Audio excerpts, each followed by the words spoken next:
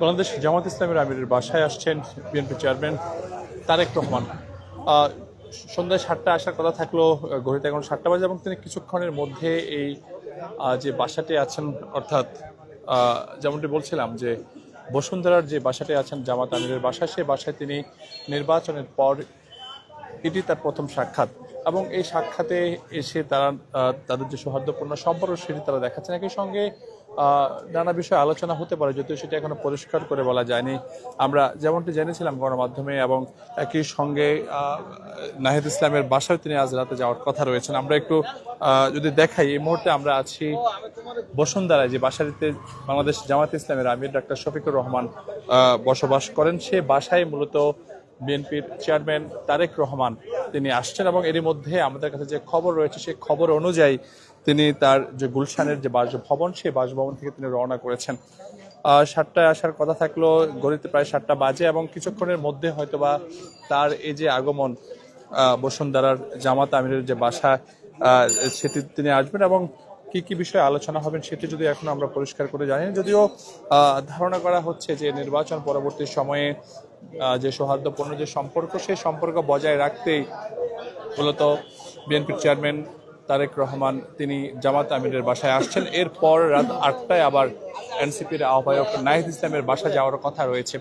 আরেকটি বিষয় জানিয়ে রাখি যে গত 12ই ফেব্রুয়ারি ত্রয়োদশ জাতীয় সংসদ নির্বাচনে 2/3 সংখ্যাগরিষ্ঠতার মধ্য দিয়ে কিন্তু সরকার গঠনে যাচ্ছে বিএনপি, এবং নির্বাচনের পর এটি প্রথম সাক্ষাৎ জামাত আমিরের সঙ্গে বিএনপি চেয়ারম্যান তারেক রহমানের। আমরা রয়েছি এই মুহূর্তে বসুন্ধরা যে বাসভবনে মূলত জামাতের আমির ডাক্তার শফিকুর রহমান বসবাস করেন, সেই বাসার সামনে, এবং একই সঙ্গে গণমাধ্যম কর্মীরাও কিন্তু অপেক্ষা করছেন, আইন শৃঙ্খলা বাহিনীর সদস্যরা রয়েছেন।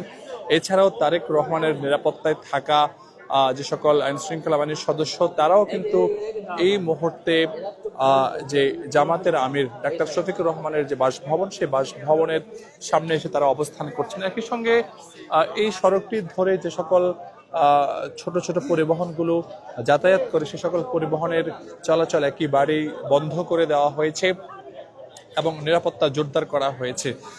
যেহেতু গত 12ই ফেব্রুয়ারি ত্রয়োদশ জাতীয় সংসদ নির্বাচনে বিএনপি চেয়ারম্যান, অর্থাৎ বিএনপি 2/3 সংখ্যাগরিষ্ঠতা নিয়ে তারা বিজয়ী হয়েছেন এবং একই সঙ্গে তারা সরকার গঠনও করবেন, শপথ অপেক্ষা বাকি। আমরা দেখেছিলাম যে নির্বাচনের পরে জামাত আমিরের সঙ্গে এটি বিএনপি চেয়ারম্যান তারেক রহমানের প্রথম সাক্ষাৎ, আমরা সেটি জানাচ্ছিলাম। একই সঙ্গে জামাত আমিরের সঙ্গে দেখা করে তিনি কিন্তু এনসিপির যে আহ্বায়ক নাহিদ ইসলাম রয়েছেন তার বাসায় যাওয়ার কথা রয়েছে। এতে করে রাজনৈতিক যে একটি সৌহার্দ্যপূর্ণ সম্পর্ক, সেটি আবারও ফুটে উঠছে বলে ধারণা করা হচ্ছে। আমরা অপেক্ষা করছি যে তারেক রহমান ঠিক কখন আসবেন। যদিও এর মধ্যে আমাদের কাছে যে খবর রয়েছে সেই খবর অনুযায়ী গুলশান,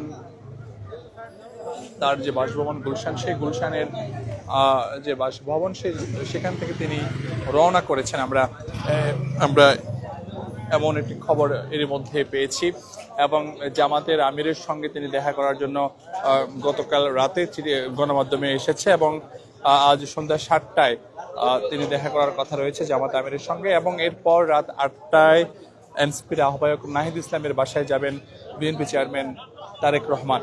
আমরা দেখেছিলাম যে গত 12ই ফেব্রুয়ারির ত্রয়োদশ জাতীয় সংসদ নির্বাচনের পর এটি তাদের প্রথম সাক্ষাৎ। একই সঙ্গে এই নির্বাচনে বিএনপি 2/3 সংখ্যাগরিষ্ঠতা নিয়ে কিন্তু সরকার গঠন করতে যাচ্ছে। আমরা এই মুহূর্তে আছি বাংলাদেশ জামাত ইসলামের আমির ডাক্তার শফিকুর রহমানের বাসার সামনে এবং এই বাসায় মূলত তারেক রহমান কিছুক্ষণের মধ্যে আসবেন।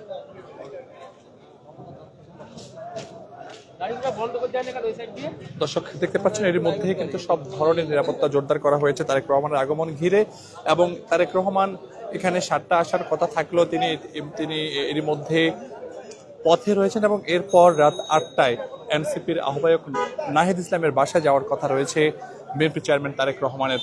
আমরা অপেক্ষা করছি, সেই সঙ্গে আইন শৃঙ্খলা বাহিনীর সদস্যরাও কিন্তু সেখানে সংখ্যা বাড়ছেন। আরেকটি বিষয় যদি আপনাদেরকে জানিয়ে রাখি, কিছুক্ষণ আগে তারেক রহমানের নিরাপত্তা থাকা যে সিএসএফ তারা সদস্যরাও কিন্তু এর মধ্যে সেই বাসাটির সামনে অবস্থান করছেন, অর্থাৎ যে বাসায় জামায়াতের আমির ডাক্তার শফিকুর রহমান বসবাস করেন।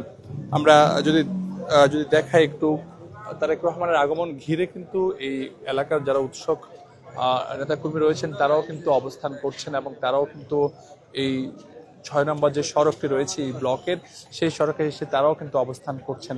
আমরা দেখানোর চেষ্টা করছি আপনাদের, এবং একই সঙ্গে নিরাপত্তা জোরদার করা হয়েছে এবং গণমাধ্যম কর্মীরা কিন্তু সেই খবর সংগ্রহে তারাও কিন্তু অপেক্ষা করছেন। তারেক রহমানের যে রওনা করার যে খবর সেটা কিন্তু আমরা পেয়েছি এর মধ্যে, এবং তিনি এই গুলশান যে কার্যালয়, সেই গুলশান কার্যালয় থেকে তিনি বসুন্ধরার পথে রয়েছেন বলেও আমরা জানতে পেরেছি। এবং আরেকটি বিষয় যেটি জানাচ্ছিলাম যে নির্বাচন পরবর্তী সময়ে বিএনপি চেয়ারম্যান এবং জামায়াতের আমিরের এটির প্রথম সাক্ষাৎ, এবং গত 12 ফেব্রুয়ারি ত্রয়োদশ জাতীয় সংসদ নির্বাচনে কিন্তু 2/3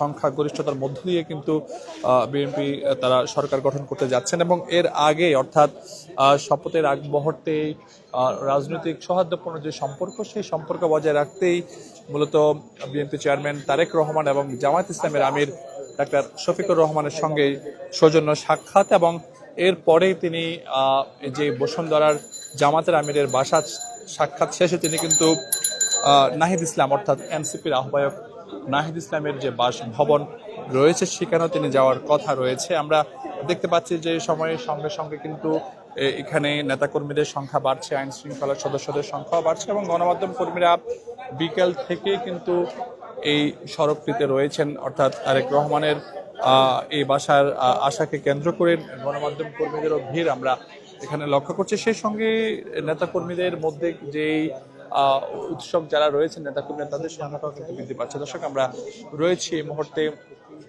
বসুন্ধরার আর এই ব্লকের যে 6 নম্বর সড়কের যে বাসাটিতে মূলত জামাত ইসলামের আমির ডাক্তার শফিকুর রহমান বসবাস করেন, সেই বাসায় বিএনপির চেয়ারম্যান তারেক রহমান তিনি কিন্তু আসছেন। আমরা সেটা করছি, এবং এর মধ্যে আমরা বেশ কিছু টহলরত গাড়ি আমরা দেখতে পাচ্ছি।